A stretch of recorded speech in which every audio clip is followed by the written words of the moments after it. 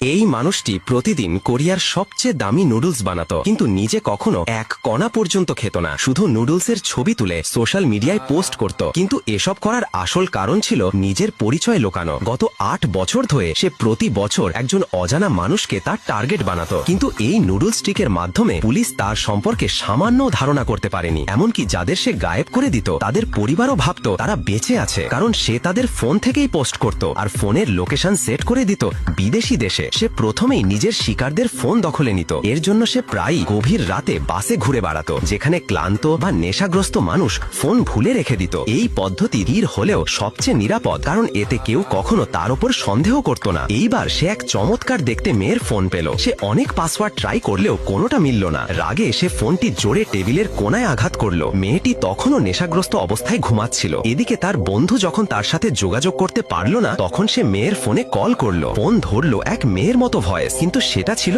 ওই মানুষটি যে ভয়েস চেঞ্জিং অ্যাপ দিয়ে কথা বলছিল। সে বলল ফোনটা বাসে পেয়েছে এবং ভুলে ভেঙে গেছে। তারপর একটি মোবাইল রিপেয়ার শপের ঠিকানা দিল এবং মেয়েটিকে সেখান থেকে ফোন নিতে বলল। মেয়ের কোনো সন্দেহ হলো না। সে সেই ঠিকানায় পৌঁছালো, এক পুরনো জনমানবহীন বিল্ডিং এ। দোকানে ঢুকতেই সে তার ফোন দেখতে পেল। স্ক্রিন সত্যি ভাঙা ছিল। দোকানদার, যে আসলে সেই মানুষটি, তার হাতে একটি ফর্ম দিল যেখানে সব তথ্য লিখতে হবে। আর সবচেয়ে গুরুত্বপূর্ণ, ফোনের পাসওয়ার্ড। মেয়েটি তো জানতোই না যে একই লোক তার ফোন চুরি করেছে। সে শুধু ফোনটা দ্রুত ঠিক করতে চেয়েছিল, তাই তাড়াতাড়ি সব তথ্য পূরণ করলো। এই তথ্যের উপর ভিত্তি করে মানুষটি পরের ধাপ শুরু করলো। সে ফোনের ক্যামেরা বদলালো, নতুন স্ক্রিন লাগালো, পাসওয়ার্ড দিয়ে ফোন আনলক করলো এবং তাতে একটি ভাইরাস ইনস্টল করলো। এখন মেয়েটির ফোন থেকে তার সব মেসেজ, কল, ছবি, এমনকি ক্যামেরা কোন দিকে তাকানো, সব ডেটা সরাসরি ওই লোকের কাছে যেতে লাগলো। মেয়ে দোকান ছাড়ার সময় তাকে ধন্যবাদও দিল, কিন্তু জানতো না যে এখন তার প্রত্যেকটি মুহূর্ত ওই মানুষের নজরে। কিছুদিনের মধ্যেই সেই মানুষটি